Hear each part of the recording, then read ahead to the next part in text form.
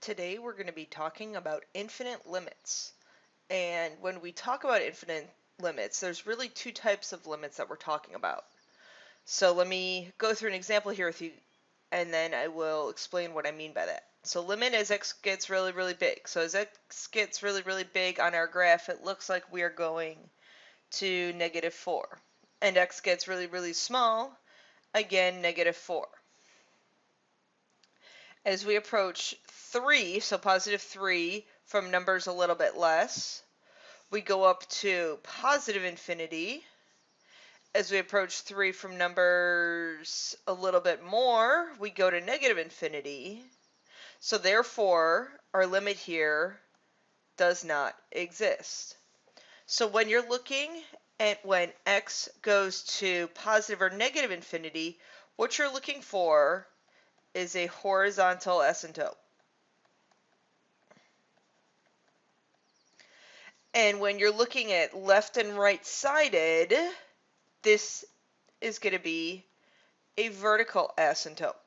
Okay, so different types of asymptotes when we're talking about infinite limits. So horizontal asymptote is as a line is a horizontal asymptote, I should say, if your limit approaches the same value from the left and the right. Okay, so for this example, remember what you remember from Algebra 2 and from pre-calculus. Okay, and you're welcome to graph it or welcome to give you tables, but the powers are the same on the top and bottom. Therefore, a horizontal asymptote is the ratio of the leading coefficients. So my end behavior, or my limit, I should say, which is really what a horizontal asymptote is end behavior. So my limit as x gets really, really big in this example is 1. X gets really, really small is also 1, and you can confirm that with a graph if you want.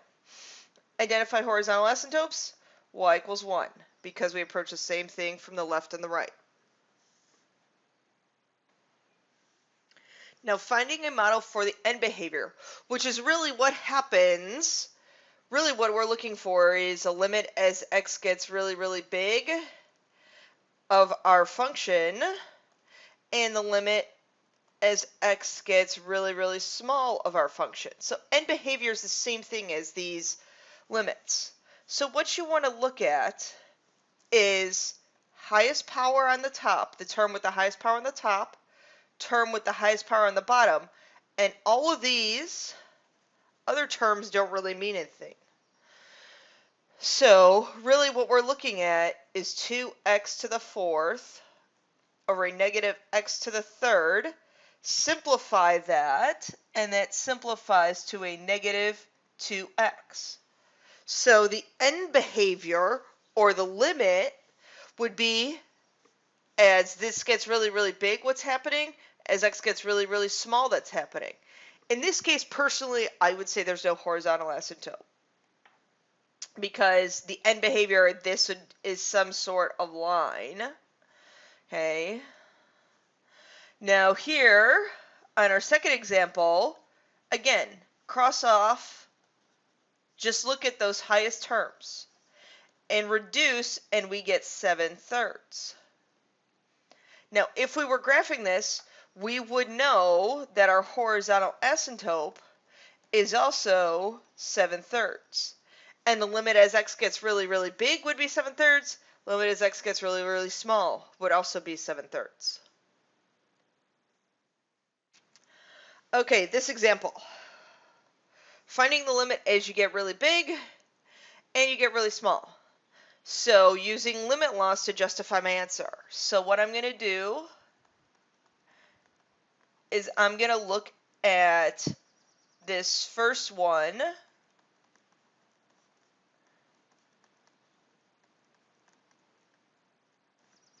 And the second one, the second function, because I can break limits off by multiplication.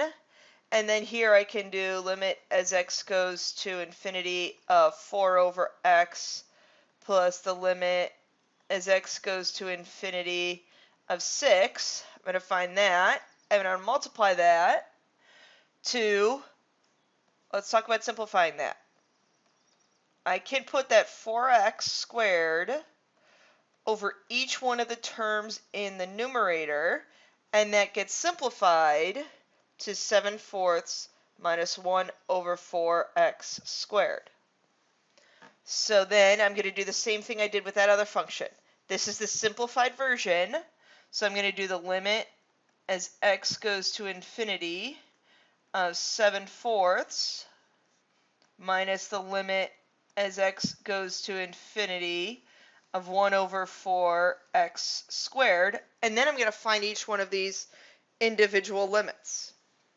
Okay, so as x goes to infinity of this function is 0 plus 6 times by 7/4 minus, now as x goes to infinity of 1 over 4x squared would also be 0. So I would have 6 times 7/4, which is 21 halves. And this is what that horizontal asymptote would be. So if you graph this crazy function, if you graph f of x in your calculator, you're going to get 21 halves as your horizontal asymptote. Now with this step, I'm just going to look at the infinite limits, the negative infinite limits, I should say.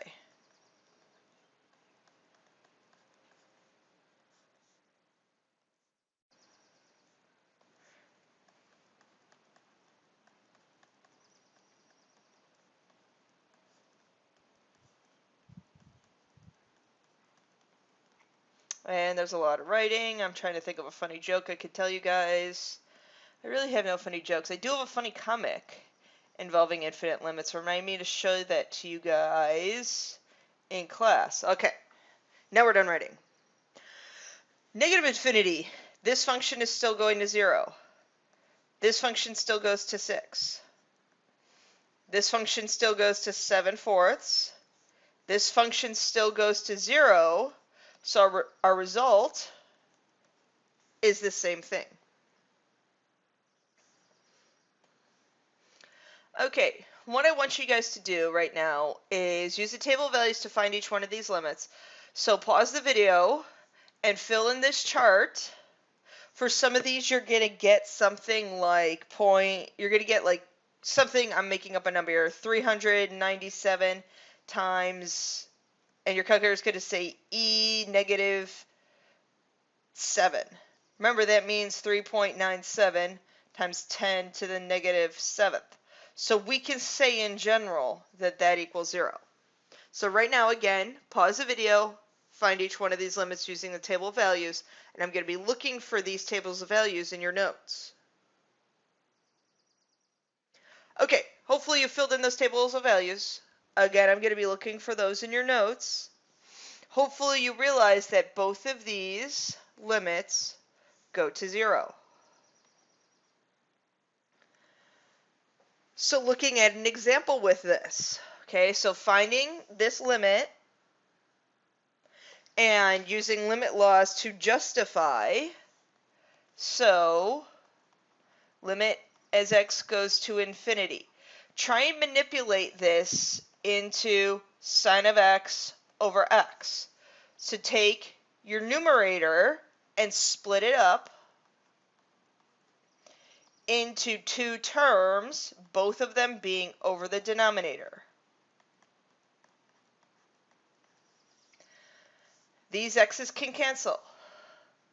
So my limit as x goes to infinity of 2 is 2 plus 0, so this value is 2.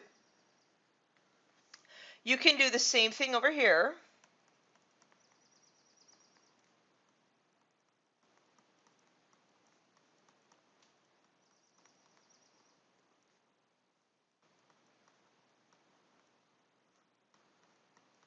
And this is a little negative infinity. I forgot my negative infinity.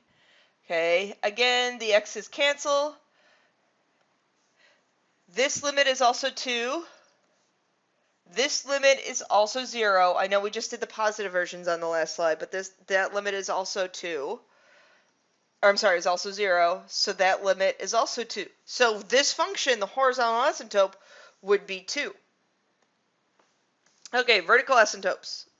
So what you want to look at here is you have a vertical asymptote to the left, and to the right, so left and right, your limits are going to be either positive or negative infinity, depending on what happens with your graph.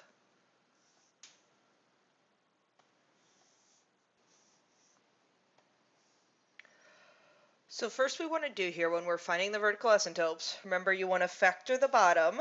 So when I factor my denominator,